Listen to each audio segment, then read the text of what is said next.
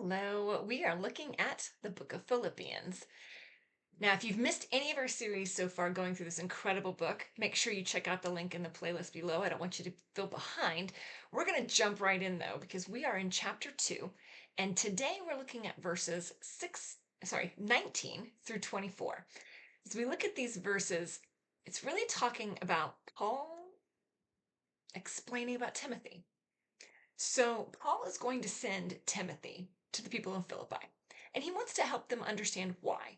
He's sending Timothy for a couple of reasons. First off, he wants Timothy to be able to get a firsthand view of everything that's going on in Philippi, see the church, see the people, be able to encourage them, and then be able to bring word back to Paul firsthand. Here's what's going on. Here's what they're doing. Here's how we can pray for them. Here's how God is blessing.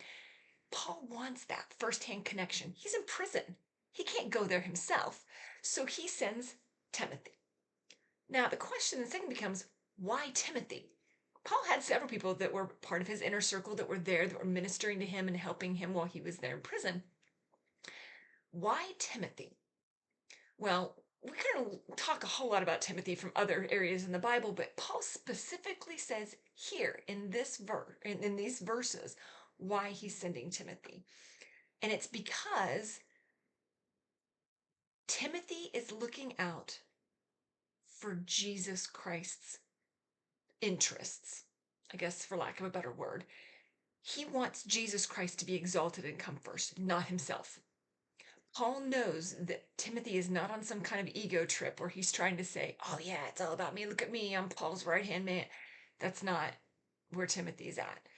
Verse 21 says that Paul recognizes that this is kind of the attitude of everybody else. Because 21 says, for everyone looks out for their own interests, not those of Jesus Christ. The verse in chapter 2, verse 20 talks about how Timothy is looking out for the interests of Jesus Christ. That's why he's sending Timothy. It's an interesting idea, and if you think about it, a lot of people today, this still applies. We are selfish. We are selfish, we're self-centered, and we're egotistical as people. That's just how we are by nature. That's sin in our life. And unless we are truly submissive to Jesus Christ, we're going to miss the opportunity to allow his interests to be the primary goal of our life. Our interests really don't mean anything. It's all about Jesus Christ. Paul knew that. Timothy knew that. And that's why Paul was sending Timothy to represent him to the people of Philippi. The question is, do you know that? Do I know that? Am I living my life every day seeking the interests of Jesus Christ, not my own? That prayer in verse 21 of chapter 2, for everyone looks out for their own interests and not those of Jesus Christ. Let's not have that be said about us. The prayer needs to be that we will be submissive to the interests of Jesus Christ and that we will be seeking those in our own life and in the life of those around us. How can that describe you today? What do you need to allow God to take control of in your life? Things to think about.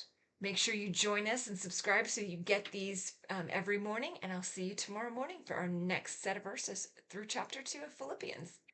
Thanks.